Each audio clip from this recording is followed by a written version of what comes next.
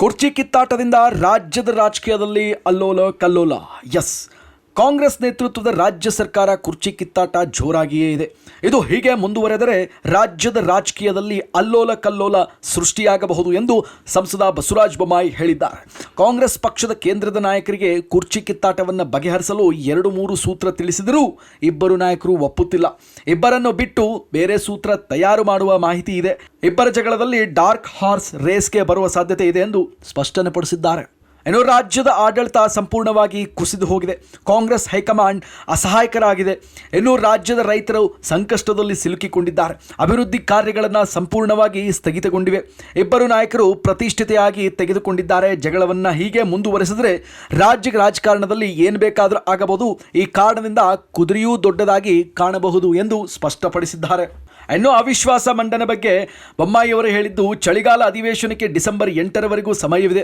ಅಂತಹ ಸಂದರ್ಭ ಬಂದರೆ ಅವಿಶ್ವಾಸ ನಿರ್ಣಯ ಮಂಡಿಸುವ ಪ್ರಸಂಗವೂ ಕೂಡ ಬರಬಹುದು. ಇನ್ನು ಕುದುರೆ ವ್ಯಾಪಾರ ಮಾಡುವುದು ಬಿಜೆಪಿಯವರ ಕೆಲಸ ಎಂದ ಸತೀಶ್ ಜಾರಕಿಹೊಳಿ ನೀಡಿರುವ ಹೇಳಿಕೆಗೆ ರೆಸ್ಪಾನ್ಸ್ ಕೊಟ್ಟ ಬೊಮ್ಮಾಯಿ, ಕಾಂಗ್ರೆಸ್ನವರು 1969ರಿಂದಲೇ ಕುದುರೆ ವ್ಯಾಪಾರ ಆರಂಭ ಮಾಡಿದ್ದರು. ಆಗ ಜಾರಕಿಹೊಳಿಯವರು ಇನ್ನೂ ರಾಜಕಾರಣದಲ್ಲಿ ಇರಲೇ ಇಲ್ಲ. ಕಾಂಗ್ರೆಸ್ ಇತಿಹಾಸ ತೆಗೆದು ನೋಡಿದರೆ ಗೊತ್ತಾಗಲಿದೆ. ಮಹಾರಾಷ್ಟ್ರದಲ್ಲಿನ ಶಾಸಕರನ್ನ ಡಿ.ಕೆ. ಶಿವಕುಮಾರ್ ಅವರೇ ಕರೆದುಕೊಂಡು ಬಂದು ವಿಲಾಸ್ ರಾವ್ ದೇಶ್ಮುಖ್ ಅವರನ್ನ ನಿಯಂತ್ರಣದಲ್ಲಿಟ್ಟುಕೊಂಡಿದ್ದರು. ಎಲ್ಲರಿಗೂ ಗೊತ್ತೇ ಇದೆ. ಇನ್ನು ರಾಜ್ಯ ಸರ್ಕಾರದಲ್ಲಿ ದುಡ್ಡಿಲ್ಲ, ಮೆಕ್ಕೆಜೋಳ ವಿಚಾರದಲ್ಲಿ ಕೇಂದ್ರ ಸರ್ಕಾರ ಸುಮ್ಮನೆ ಆರೋಪ ಮಾಡ್ತಾ ಇದೆ. ರಾಜ್ಯದಲ್ಲಿ ದುಡ್ಡಿಲ್ಲ ಎಂಬುದು ಎಲ್ಲರಿಗೂ ಸ್ಪಷ್ಟವಾಗಿದೆ. ಮುಖ್ಯಮಂತ್ರಿಯವರು 10 ಲಕ್ಷ ಮೆಟ್ರಿಕ್ ಟನ್ ಖರೀದಿ ಮಾಡಲು ಆದೇಶ ಮಾಡಿದ್ದಾರೆ.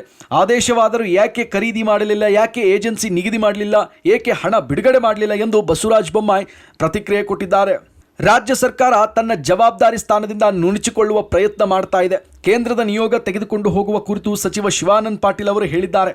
ನಿಯೋಗ ತೆಗೆದುಕೊಂಡು ಹೋಗಿ ಏನು ಮಾಡಬಹುದು? ಅವರ ಮೊದಲ ಖರೀದಿ ಆರಂಭಿಸಿ ನಾನು ಅವರ ಜಾಗದಲ್ಲಿ ಇದ್ದಿದ್ದರೆ ಅದೇ ಕೆಲಸ ಮಾಡ್ತಾ ಇದ್ದೆ ಎಂದು ಸ್ಪಷ್ಟಪಡಿಸಿದ್ದಾರೆ.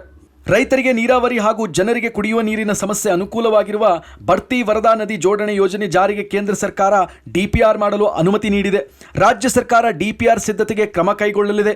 ಡಿಪಿಆರ್ ಕೇಂದ್ರ ಸರ್ಕಾರಕ್ಕೆ ಹೋದ ತಕ್ಷಣ ಅನುಮತಿ ಕೊಡಿಸುವ ಕೆಲಸ ಮಾಡ್ತೇನೆ ಎಂದು ಕೇಂದ್ರದ ಸಚಿವ ಬಸವರಾಜ ಬೊಮ್ಮಾಯಿ ಸಕಾರಾತ್ಮಕವಾಗಿ ಸ್ಪಂದಿಸಿದ್ದಾರೆ. ಇನ್ನು ವಿರೋಧಿಸಿರೋರು ಯಾರು? 4 ಜನ ಬಂದು ಮನವಿ ಕೊಟ್ಟರೆ ಮುಖ್ಯಮಂತ್ರಿಯವರು ಸ್ಪಂದಿಸಬಾರದು. ಇದು ರಾಜ್ಯದ ನೀರಾವರಿ ಸಂಪತ್ತು ಎಲ್ಲರಿಗೂ ಸೇರಿದ್ದು.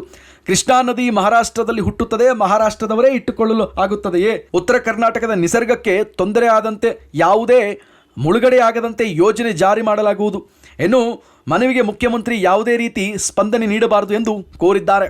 ಒಟ್ಟಾರೆ ಜಗಳ ಹೀಗೆ ಮುಂದುವರೆದರೆ ಇವತ್ತು ಸೈಡ್ನಲ್ಲಿರೋರು ನಾಳೆ ಸಿಎಂ ಕುರ್ಚಿಯಲ್ಲಿ ಕೂರೋದು ಗ್ಯಾರಂಟಿ. ಇನ್ನಷ್ಟು ಅಪ್ಡೇಟ್ಸ್ಗಾಗಿ ನೋಡ್ತಾ ಇರಿ, ಇದು ಫ್ರೀಡಂ ಟಿವಿ, ಜನಸಾಮಾನ್ಯರ ಶಕ್ತಿ. ಕ್ಷಣ ಕ್ಷಣದ ಸುದ್ದಿಗಳಿಗಾಗಿ ಫ್ರೀಡಂ ಟಿವಿ ಸಬ್ಸ್ಕ್ರೈಬ್ ಮಾಡಿ, ಲೈಕ್ ಮಾಡಿ ಹಾಗೂ ಫಾಲೋ ಮಾಡಿ. ಹೊಸ ಸುದ್ದಿಗಳ ನೋಟಿಫಿಕೇಶನ್ಗಾಗಿ ಬೆಲ್ ಐಕಾನ್ ಮೇಲೆ ಕ್ಲಿಕ್ ಮಾಡಿ.